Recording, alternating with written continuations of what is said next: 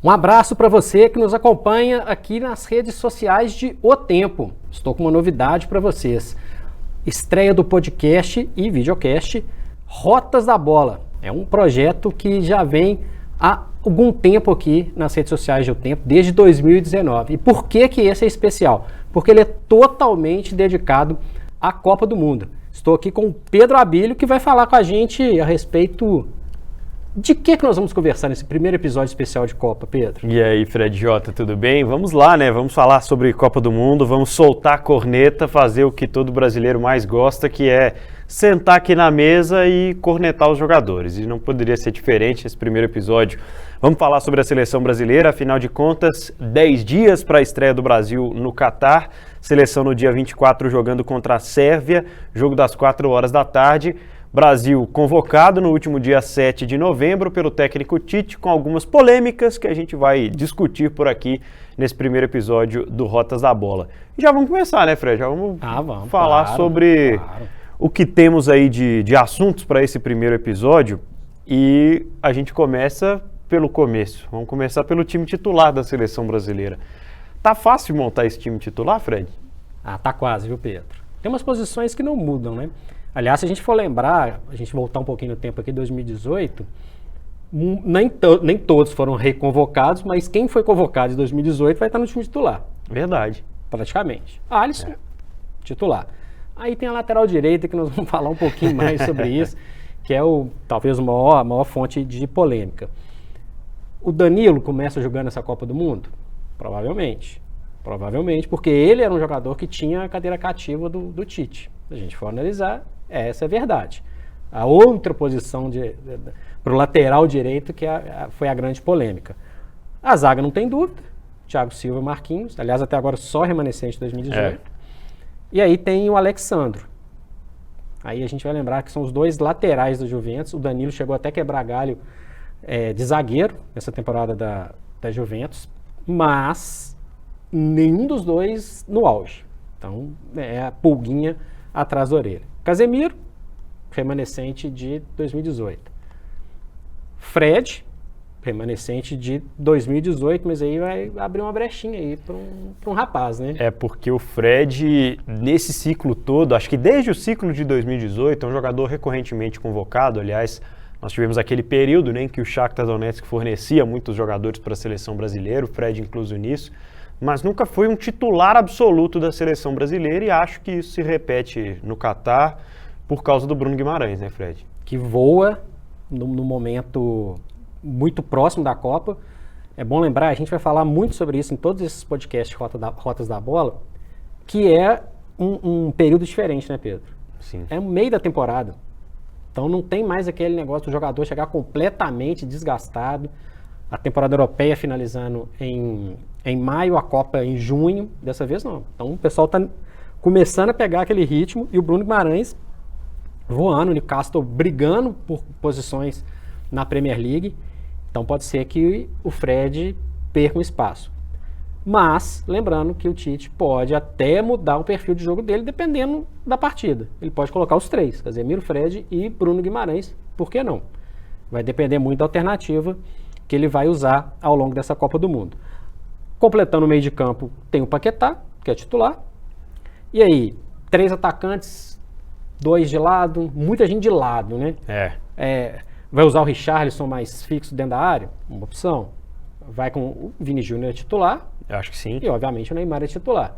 O Neymar é um jogador que pode jogar pelo lado, pode ser um jogador que recue um pouquinho e passa a ter aquela função do camisa 10. O Tite até chegou a testar isso. O Neymar é muito versátil nessas possibilidades. Mas não vai fugir muito disso, não. Ele tem muitas opções pelos lados, a gente vai falar sobre isso, né, Pedro? Rafinha, Antony, Martinelli, até o Jesus, que não é um jogador, um atacante novizão de área, pesado, ele pode até usar. Foi muito usado pelo Guardiola no Manchester City, jogando pelo lado. Então, assim, praticamente a gente escalou, né?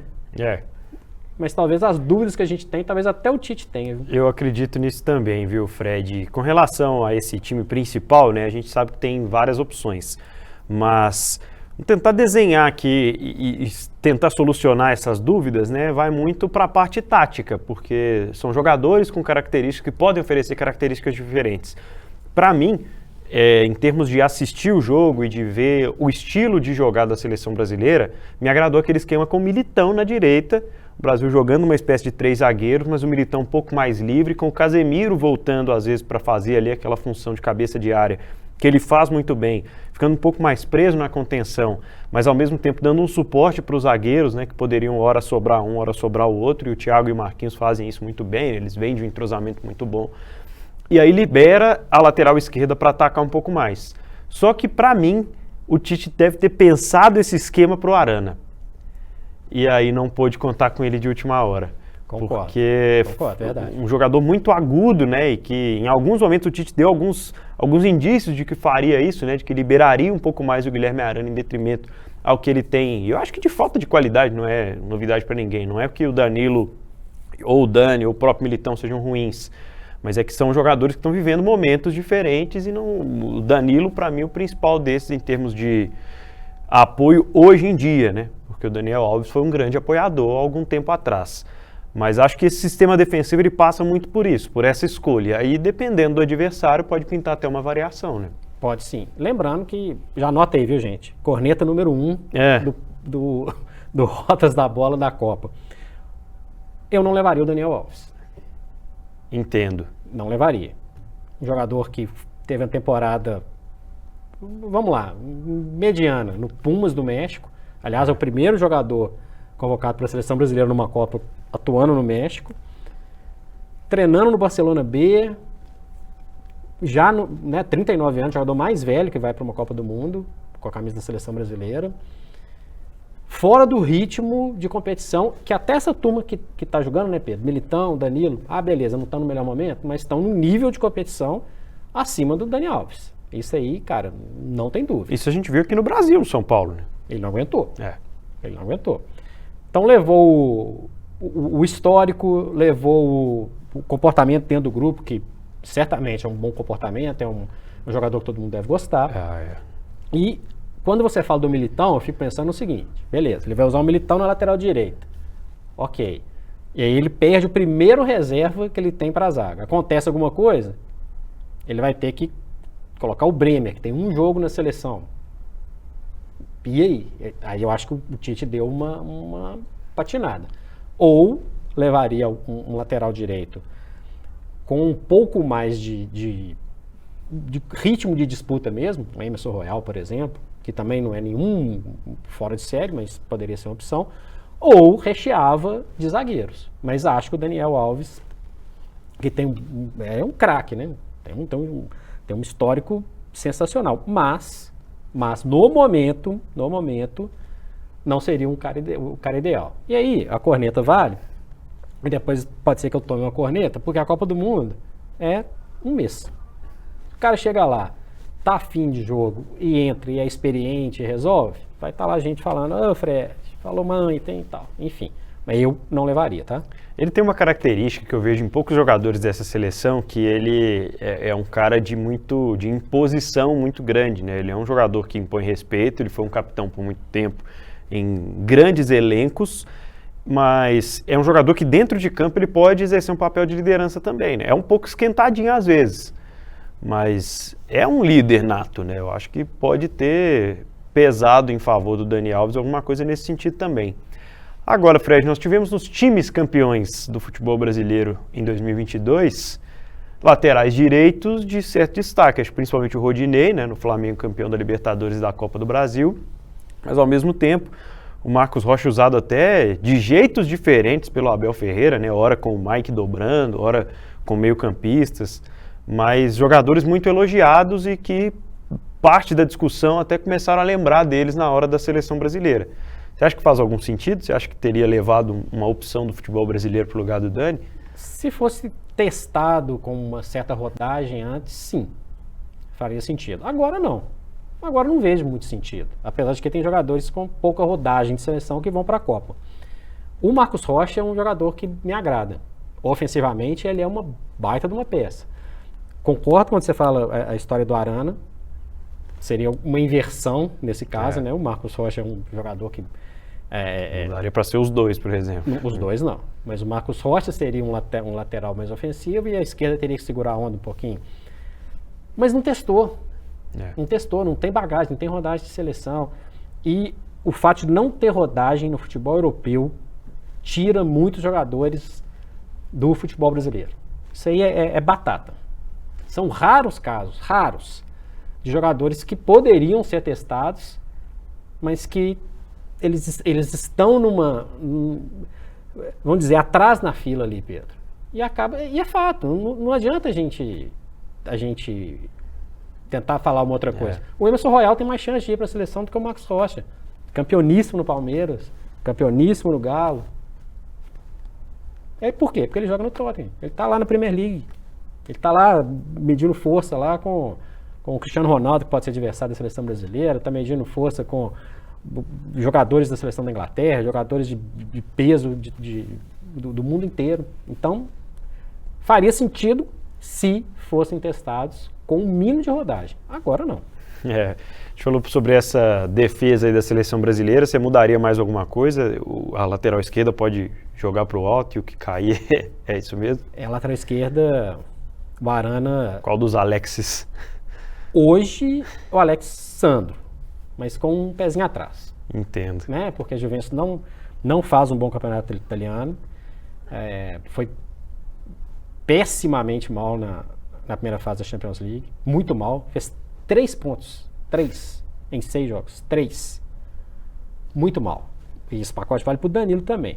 Agora, o Alex Telles é um jogador que não conseguiu se firmar num clube grande, no Manchester United, e voltam os passos para trás em termos de grandeza. Joga no Sevilha hoje, treinado pelo Sampaoli, e ele não me deu aquela... Poxa, esse cara saiu do Porto, foi para o Manchester United, aí eu pensei, vamos ver se ele vai desabrochar, né? E não, me parece que ele até sentiu a pressão, num momento complicado também do Manchester United, mas vamos ser francos, não aguentou o tranco. Aí na Copa do Mundo, e aí?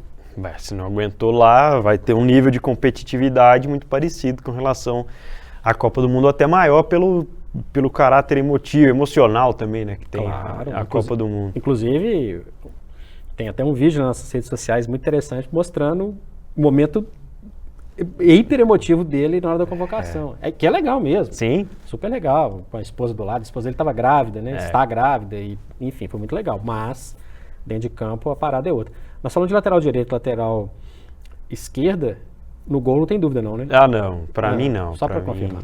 Pra mim tá seguro, é Alisson mesmo. Segue o baile. Não sei que, sei lá, vai precisar de um goleiro linha, coloca o Ederson. Mas não, brincadeiras à parte, o Alisson para mim é a segurança da seleção brasileira de novo, e é um goleiro que ainda tem um suporte e um entrosamento também, né, com a dupla de zaga muito grande. Acho que isso, no fim das contas, faz uma diferença grande, Fred. E do meio para frente? Do meio para frente eu pediria 2 coisas pro Neymar. Um passinho para trás e solta a bola antes, pelo amor de Deus, meu filho. Na Copa ele vai ter como é que eu posso dizer? Ele vai ter menos espaço do que ele tem na Ligue 1. E já vimos em competições internacionais 2 vezes o Neymar não terminar a competição por pancada, por lesão. Ele normalmente é o jogador que sofre mais faltas dentro da seleção, dentro do clube, porque tem essa característica. Então, até pensando nisso e na fluidez do jogo, esses são os meus 2 pedidos para o Tite com relação ao Neymar, que é o que eu acho que ele vai fazer em termos de posição. Ele não vai jogar o Neymar como falso 9, ele já deu declarações sobre isso, e gosta do Neymar um pouco mais por dentro, e podendo dar uma liberdade maior para o Vinícius, que vive uma fase melhor, né, uma fase muito sólida, mas soltar a bola um pouquinho mais rápido e fazer o jogo fluir, porque ele sabe fazer isso, né, Fred? Muito, né? O Neymar é um cara acima da média. A gente pode discutir milhões de coisas do Neymar. O comportamento dele fora de campo, um pouco estouradinho também em momento que não precisa ser, mas com a bola no pé, ele joga muita bola. Pode ser a última Copa dele. E ele sabe disso, e ele vai fazer de tudo para para fazer a Copa no melhor nível possível. Mas, na minha opinião, para isso que você falou funcionar, fluidez, você usou uma palavra fluidez, o Bruno Guimarães dá mais fluidez no jogo do que o Fred. Sim. Porque essa construção começa lá de trás. Se o Casemiro é o volante que sustenta bem essa defesa, que a gente não tem dúvida que é Thiago Silva e Marquinhos, isso aí é sem dúvida, zero dúvida, o Casemiro dá essa sustentação. E é um cara que aquela primeira transição ele consegue fazer bem. E quem faz essa transição melhor ainda, dali pra frente, é o Bruno Guimarães, assim. O Bruno Guimarães é bem melhor do que o Fred, na minha opinião. O Fred é um jogador de marcação, um jogador de pegada, mas o Bruno Guimarães é um jogador mais técnico, um jogador que aparece no ataque com mais qualidade, é um jogador que faz essa transição do meio para o ataque bem melhor do que o Fred. Então, para dar essa fluidez que você pede, na hora que o Neymar olhar para trás e pedir a bola do Bruno Guimarães vai chegar mais redonda no pé dele. E de repente até evitando que o Neymar pegue a bola de costas pro jogo, né? Exatamente. A bola chega um pouquinho melhor. O Paquetá já tem um tempinho de seleção e conhece também a característica do Neymar, encaixou super bem. Não é um jogador, na minha opinião, extra classe. É um bom jogador. É um jogador que pode completar muito bem. Então, eu entendo que esse papel do Neymar de soltar a bola rápido e de ser um jogador que vai ser visado o tempo inteiro, ele tem que ter gente boa do lado dele. Então, Bruno Guimarães, o Paquetá, que é titular, e aí ele vai ter a seu dispor, o Neymar vai ter a seu dispor para jogar ali na frente, e aí, vou repetir o que você falou, jogar mais rápido. Tem gente demais, Pedro, para jogar rápido com ele. Tem gente demais. O Vini Júnior cai para os dois lados. Ah, tá complicado. O Antony é um jogador de muito deslocamento. Tem o Rafinha, que é um jogador que apresenta o tempo inteiro. Provavelmente o Rafinha deve começar, talvez. E o Richarlison é um jogador de força física. Que é um jogador que, esse sim, pode receber a bola de costas. Esse sim, ele pode ser essa parede para dar um giro maior nessa bola que vai vir do Neymar. O Tite tem noção disso. Ele já teve uma Copa com o Neymar rolando no chão e tomando pancada o tempo inteiro. E nervoso. Nervoso. Então, além de tudo isso que você falou, cabeça fria. Né? O símbolo do Abel Ferreira, né? Cabeça fria, cara. Cabeça fria. Esse time titular, então, da seleção brasileira, acho que passamos a limpo, a gente ainda tem alguns assuntos, né, para discutir em relação à seleção, faltando aí 10 dias para a estreia na Copa do Mundo. Rotas da bola na Copa do Mundo. Esse aí é craque. Caramba, joga muito. Gênio. Simplesmente gênio. Quem disse que você precisa ser craque para mandar bem em campo? Com a Estrela Bet, você joga em todos os esportes e mostra o seu talento. É fácil de jogar e todo mundo pode ganhar. Mostre que você tem estrela. Venha para a Estrela Bet. Jogou, brilhou. Muito bem, Fred, nós já passamos aqui de passagem por um assunto, mas que eu gostaria de aprofundar um pouco mais. Afinal de contas, a gente tem vários exemplos, né, de jogadores que estão ou passaram pelo futebol europeu.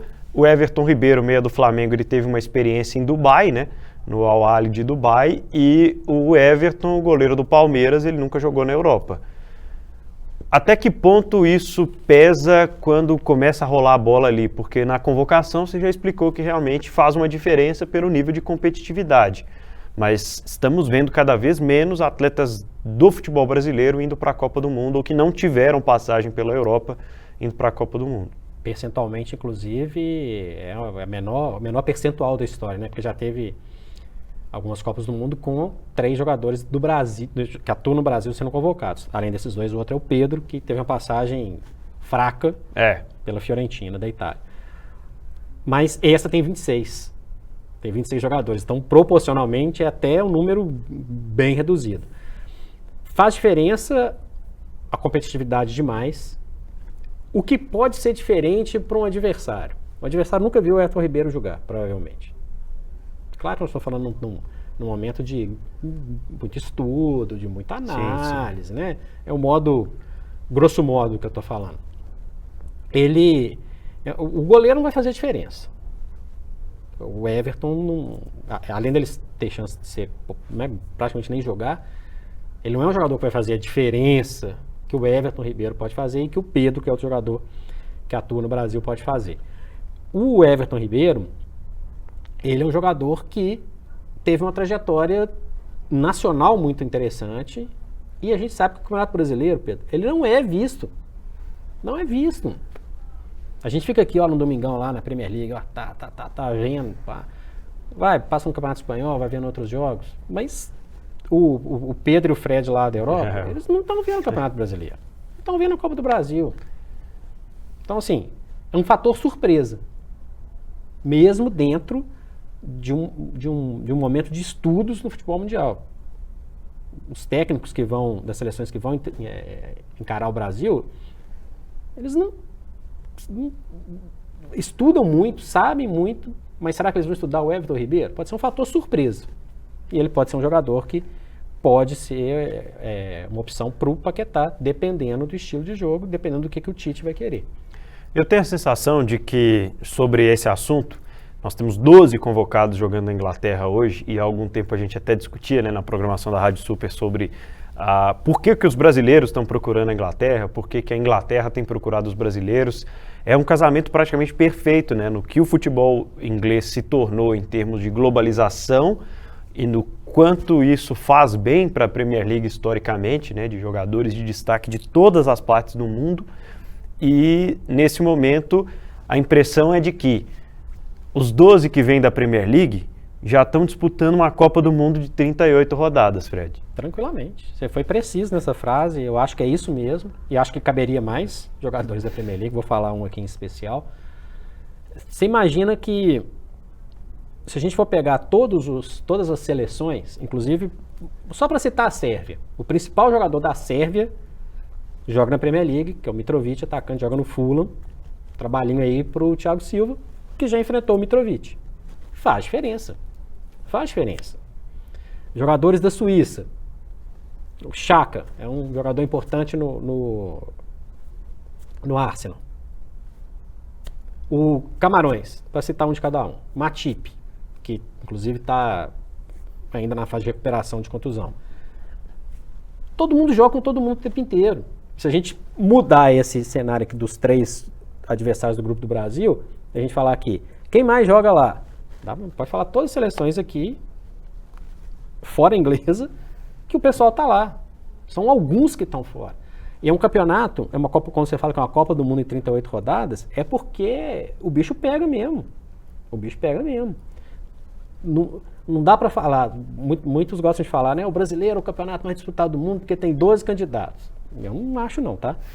Mas a Premier League entra com uns 7 ou 8 que brigam. E uma questão que eu acho importantíssima.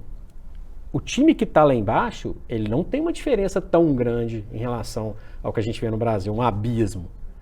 O time que está lá embaixo encara. Então, assim, é pegado, é aguerrido, e isso faz muita diferença. Isso dá rodagem. Isso dá rodagem.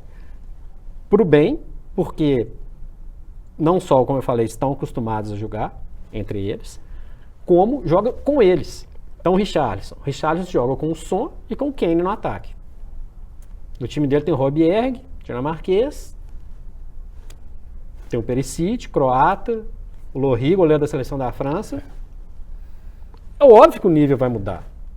É a competitividade entre os clubes. Eu estou falando do Tottenham aqui para citar um exemplo de um time que ainda não entra num rol de favoritos para conquistar a Premier League. Então, é um diferencial muito grande.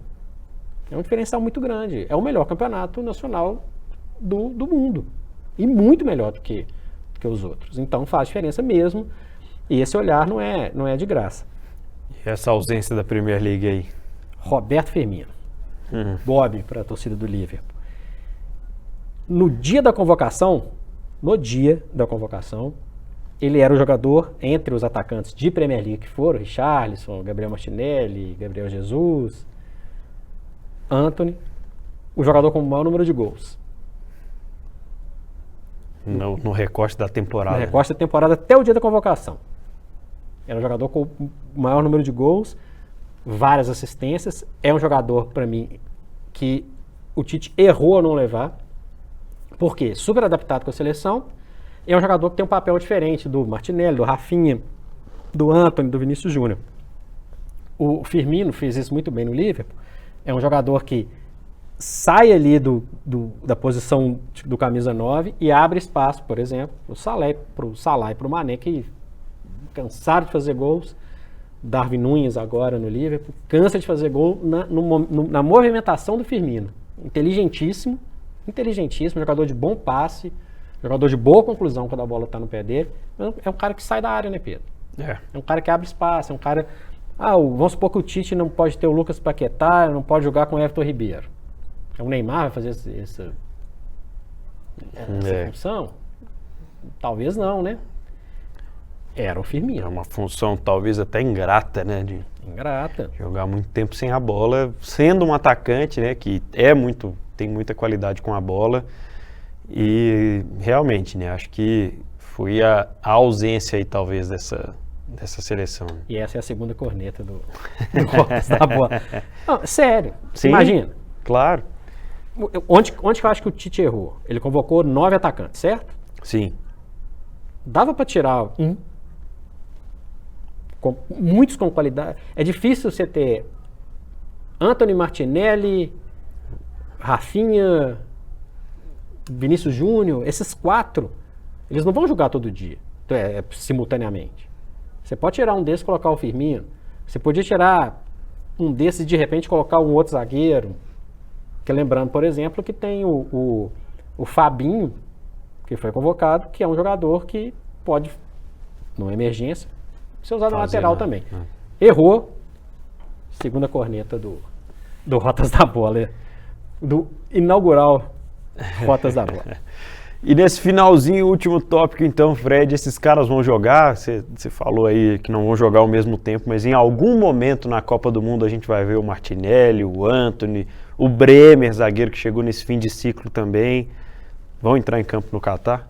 Olha, o Bremer, vamos por posições, o Bremer acho pouco provável, lembrando que é um pouco provável em condições naturais. Sim. Porque tem suspensão, tem contusão. Mais um erro, né, Tite? Tem mais um cara, o Bremer tem um jogo pela seleção. Joga no futebol italiano. Ok, já deu uma rodagem para ele, mas jogou pouco. Enfim, um risco, na minha opinião. Tem pouca chance de jogar porque ele é o Everton dos zagueiros, né? Ele é a terceira opção, então tem pouca chance de jogar. Everton Ribeiro tem um pouquinho mais de chance, porque ele não tem tanta gente assim na frente dele. A não ser que o Tite desloque alguém do ataque para fazer uma função que no meio ali é a do Everton Ribeiro. Antony e Gabriel Martinelli. Nessa ordem, o Antony tem um pouquinho mais de chance e o Gabriel Martinelli um pouquinho depois. Apesar de que o Martinelli, na Inglaterra, vive um momento melhor do que o Antony. É porque o Rafinha está na frente dele, é porque o Gabriel Jesus pode jogar pelo lado, é porque o Vinícius Júnior é titular. Então tem muita gente ali. Pode ser aproveitado, mas pouco, tá, Pedro? Pouco. E aí fica uma dúvida. Vou passar essa bola para você. Última pergunta desse primeiro podcast Rotas da Bola na Copa. O Pedro vai jogar? Para mim, sim. Eu acho que sim. Eu acho que o Tite vai encontrar um espaço para ele ser essa alternativa da parede. É um atacante que, na minha avaliação, hoje, ele faz isso, de repente, melhor até que o Richarlison. Não tem a mesma experiência internacional, vai precisar dessa rodagem, mas, ao menos no teste, eu acho que a gente vai ver a carinha do Pedro por alguns minutos na primeira fase para ver como vai funcionar, viu, Fred? Vamos aguardar. Então, gente, essa foi a primeira edição, primeiro episódio do Rotas da Bola especial da Copa do Mundo. Tem muita coisa que a gente vai debater ao longo desse período, muita coisa mesmo, né, Pedro? E olha, acompanha a gente em otempo.com.br, no seu agregador de podcast de preferência, e a gente também está em youtube.com/otempo, né, Pedro? Com essas carinhas belas abrilhantando aqui o podcast também, né, Fred? Acompanha a gente. Um Até abraço. Cobertura da Copa O Tempo Esportes. Oferecimento estrelabet.com. Apostou, ganhou. Apoio Iveco Deva e Atacadão das Tintas. É tinta, o Atacadão resolve.